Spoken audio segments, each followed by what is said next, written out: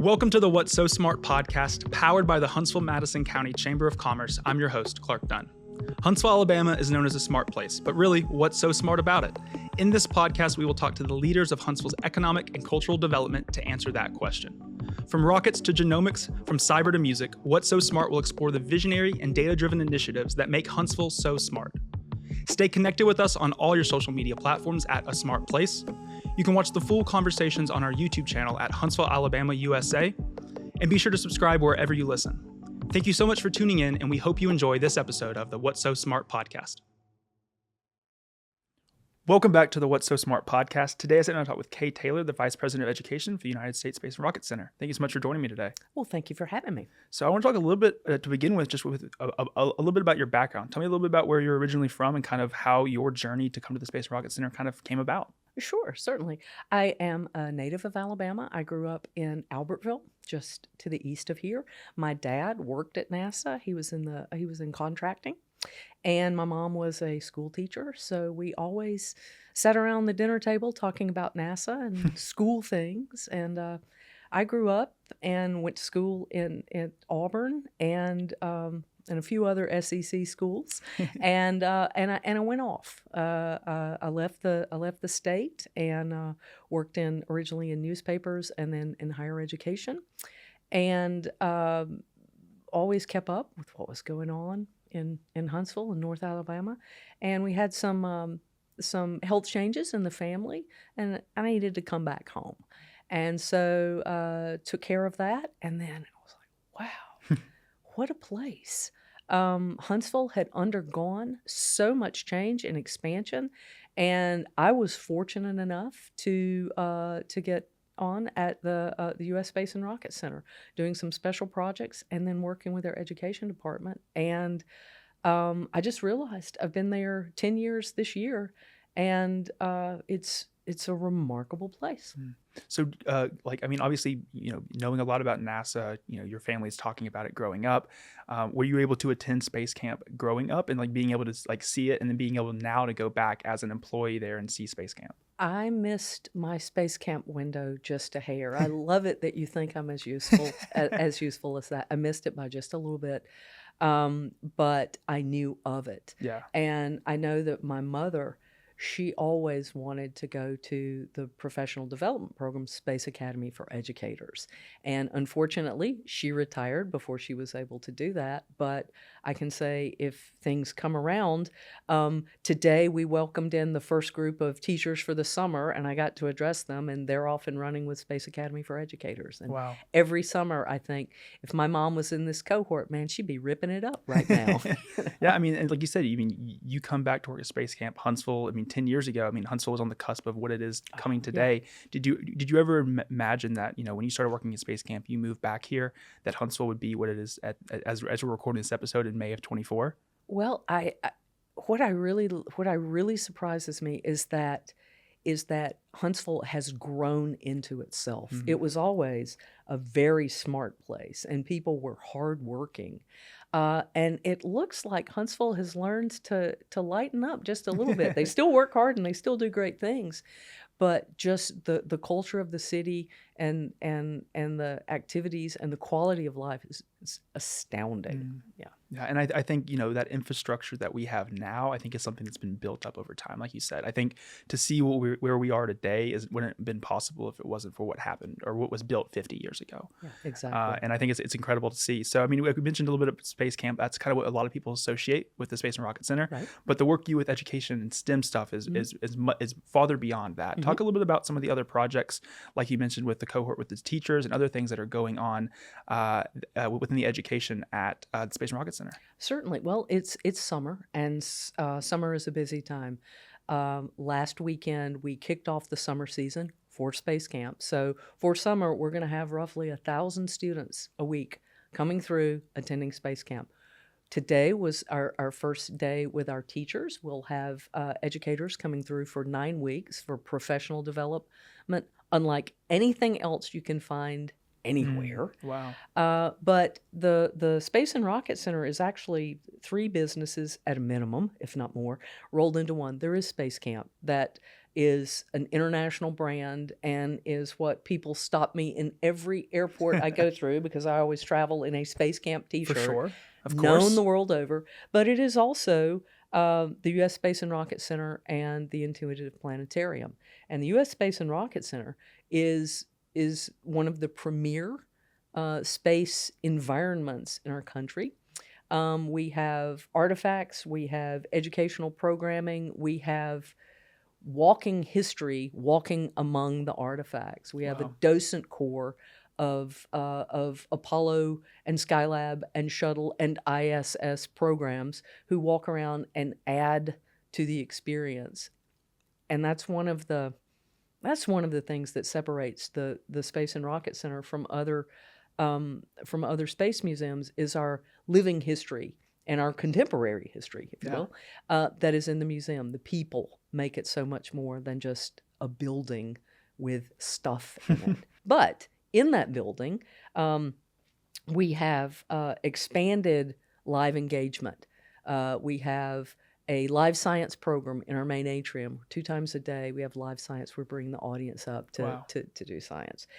We have our Spark Lab in an expanded space where cross generations get in there and complete engineering challenges and learn together. We have a makerspace and expanded makerspace programming directed at teens. So we have a lot of engaging activity going on in the museum. And for your listeners, the big news is actually outside the building right now, because this summer we are working very hard to bring the Space Line back to Huntsville. We have reinstalled 2 of our 5 historic rockets in Rocket Park, and they were actually working on the 3rd when I left. And for your listeners who have driven past the Space and Rocket Center on 565, our Pathfinder is coming back together, our shuttle stack. We've refurbished the external tank and the SRBs, and they look fantastic. But people say, where's our shuttle? Where's our orbiter? Well, if you've passed lately, it sort of looks like it's gone into hibernation, because we are 3D printing a new orbiter skin. Wow. And that is being assembled. So if you drive past and you see that there's this vaguely beige-looking structure out there, that's actually the armature of our orbiter. We're putting 3D printed parts on it, and they're going to start painting on it within the next couple of weeks. And we are hoping by late summer, early fall, we're going to be lifting the orbiter back into position on the shuttle stack, and the Skyline will be back, because we'll have our rockets in Rocket Park back up by the end of the summer. We'll have the shuttle stack back in place. We'll be receiving a piece of the SLS core stage, which was a test article of the SLS rocket that was built in Decatur, another Alabama product. We're going to have about a 20-foot section of the core stage that was used in dynamic testing, and engine bells. That's going to go into Rocket Park. And we will begin work, I believe, in the fall on the Marshall Retirees Space Exploration Wall of Honor, which is set to honor and acknowledge the thousands of Americans who worked on the space program in the early days, and that all came through Huntsville. Yeah, wow. I mean, that is just, and it's incredible to think, because I can think back, and I don't think I've been to the Space and Rocket Center in a while, probably a few years. But like we were talking, we're going to work on that. Oh, I think so. And like growing up in Huntsville, being a Huntsville native, everyone in 5th grade, you go to Space Camp. You go to, yeah. It's part of your thing. We were talking with Matt Sloan of Skyfire, and he was like, he never got to go, but his kids are getting ready to go, and he's so excited for them. But it's one of those things that, from most perspectives, especially Huntsville natives, that you sometimes not necessarily take it for granted, but you just are unaware of what all is actually being done. Because it's easy, because it's just something you pass on 565. You're going to a Trash Pandas game, you're going to work, whatever it might be.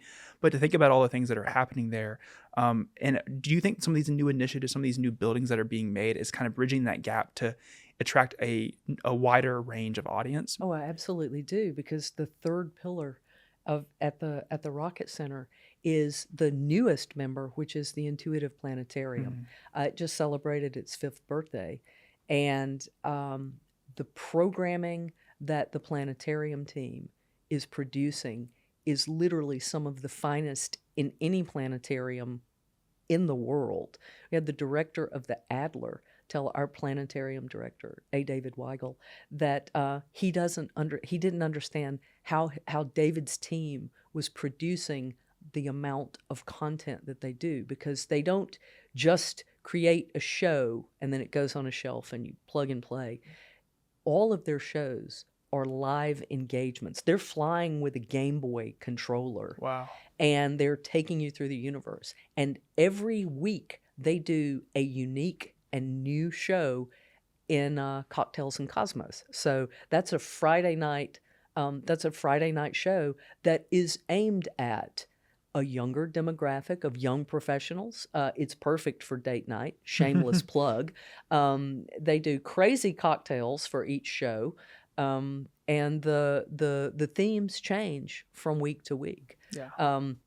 One of the things they've done for the daily programming, though, is they're debuting a new show about asteroids. It's called Space Rocks. I like that.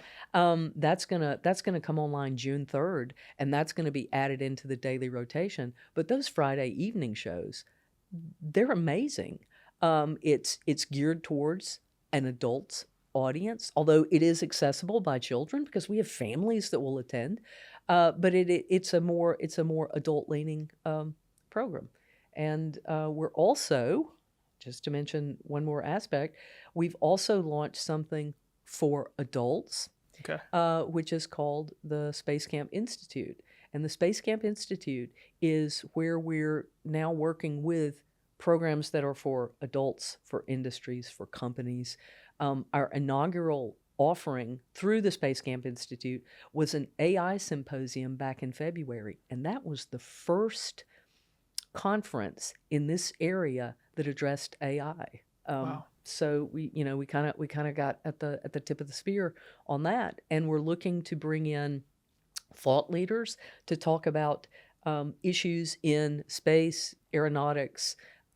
In Huntsville, you have to bring in cyber. We'll probably be working with some biotechnology topics, but it's a way to use our location as a gathering point for ideas. Because Huntsville's a smart place. We have a lot of smart people here, and they like to get together and figure out solutions. Yeah, for sure. So that's what's going on at the center right now. And it's incredible. Just I think it's that we've addressed it a lot on episodes, but it's just that ecosystem that Huntsville has. Yes. There's so much happening, and the proximity of all these things happening is really not that far away. Yes. And being able to have this destination like the Space and Rocket Center and allowing these topics to be discussed, these initiatives to be addressed, how do you in your role over education juggle all of those and on a day-to-day basis, on a monthly basis, on a yearly basis? I have the most incredible team of passionate, driven educators you can imagine, and it's true across the center.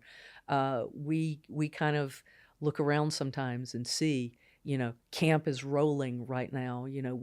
2 weeks ago we hired, or 3 weeks ago, we brought in 200 crew trainers that are going to be leading children throughout the summer, and it's fleeting up those young professionals to take on that role.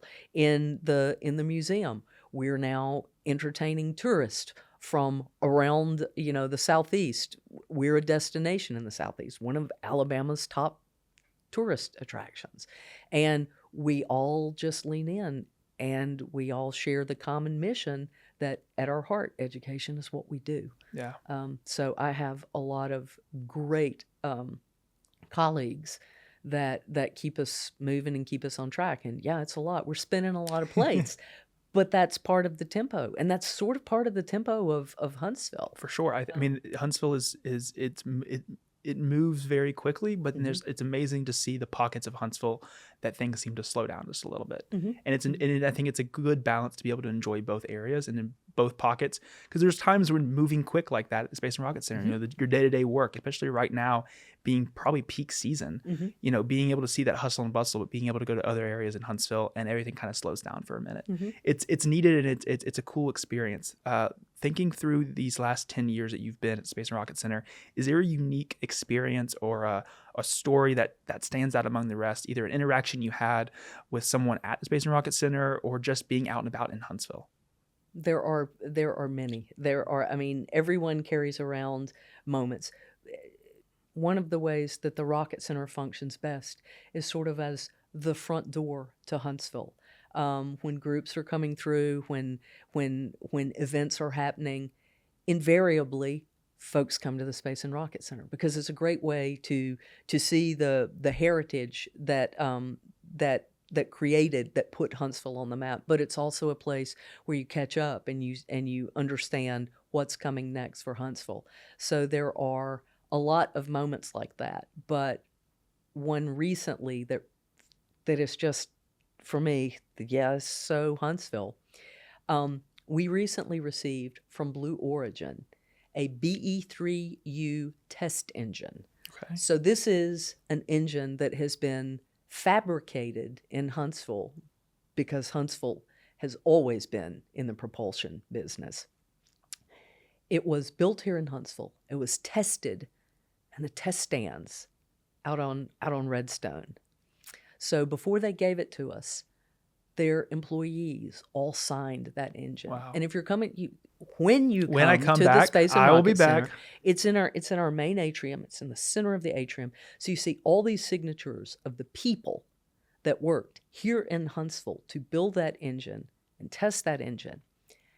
And one of the requirements, if you will, that Blue Origin had for us, because we have a great partnership with Blue Origin. They're great community partners, great partners with us. One of the requirements they had is, okay, we'll let you display our engine, but what we want to do is have the opportunity to bring your docents, which are our docents who work in the museum, who are retired from the Apollo program, Skylab, the shuttle program, ISS. We want your docents to come to our facility, and we want to have the opportunity to talk to them. So our docents went out, toured this cutting-edge propulsion center, and their engineers wanted to talk to the engineers that launched the American space program. Wow. Yeah. That's Huntsville. Yeah. That's Huntsville in a nutshell, because that is never forgetting the legendary work that put our country, put the world into space, and using that as the foundation to push forward to the next. So here's Blue Origin looking at space tourism, looking at using space as a means to learn more about the Earth. Blue Origin pushing that envelope, reaching out and talking to the guys who blew through the envelope. That's Huntsville. Yeah. And I mean, that is, as you were describing that, I feel like there was just chills over me. The passion that you have for the work you do is evident. Yeah. And I think the passion rolls into the work that we, the community, the people that travel here to Huntsville, get to see when they visit the Space and Rocket Center. So I thank you that you had the passion for the work you do and you love the work you do. We'll be sure to have all information for Space and Rocket Center and all that in the episode notes. So if you want to find out more, you want to visit, you want to see some of these things up close and personal, yes, you can find out those links there. But I appreciate you taking the time to talk with me today. It's been an honor. Thank you so much. Come see us. We have something for you to see, for sure. Awesome. Well, thank you. Thank you so much for listening to this episode of the What's So Smart podcast. Stay connected with us on all your social media platforms at A Smart Place. You can watch the full conversations on our YouTube channel at Huntsville, Alabama, USA, and be sure to subscribe wherever you listen. Thank you so much for tuning in, and we hope you enjoyed hearing more about what makes Huntsville so smart.